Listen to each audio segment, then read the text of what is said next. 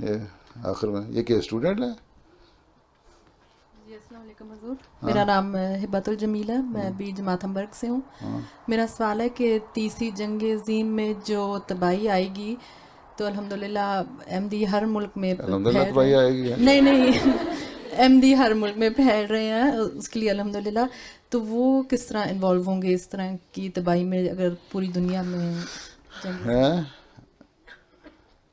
بادشاہ نے فرمایا ہے نا آگ ہے پر آگ سے وہ سب بچائے جائیں گے جو کہ رکھتے ہیں خدائے ذوالعجائب سے پیار.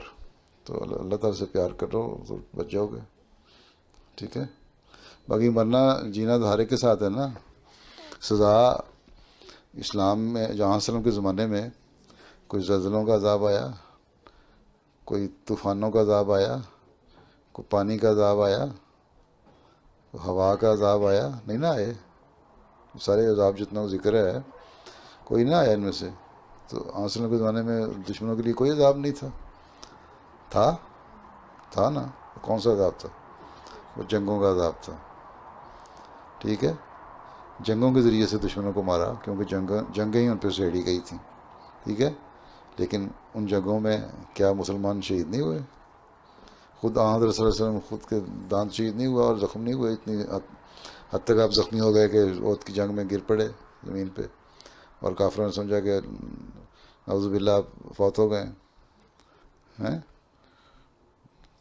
ٹھیک ہے نا. تو اگر تھوڑے بہت اگر ہوں گے تو صحیح, لیکن جو بڑی نسبت ہے احمدیوں کی وہ بچ جائے گی.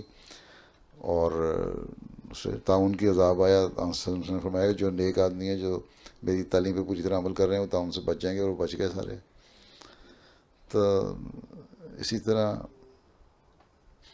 جو اس اندر اس ریڈیس کے اندر ہے جہاں اس کا اثر ہونا ہے ایٹم بم کا یا کسی بھی جنگ کا, وہ تو ظاہر ہے ان کو تو اثر ہوگا, لیکن اللہ تعالیٰ بچانے پہ قادر بھی ہے. ٹھیک ہے. اے مجھے